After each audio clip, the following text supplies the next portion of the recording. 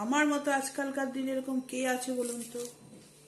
এই যে ইঁচড় নিয়ে এসছে বাজার থেকে, কাটিয়ে আনতে পারে না? যে কাটিয়ে আনেনি, নিজের থেকে কেটে রান্না করো, সিদ্ধ করো, হাতে হাতে জানে করার কেউ নেই, তারপরেও আমাকে এগুলো করতে হয়।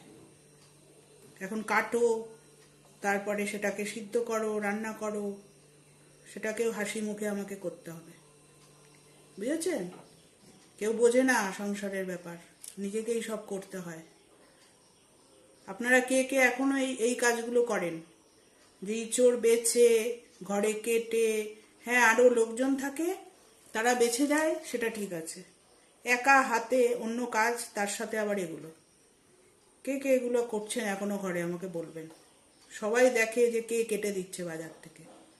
কথাটা কি সত্যি কি মিথ্যা বলবেন আমাকে। আমার মনে হয় এরকম লোক খুব কমই আছে আমার মতো। কিন্তু আমার এতে কোনো রাগ হয় না।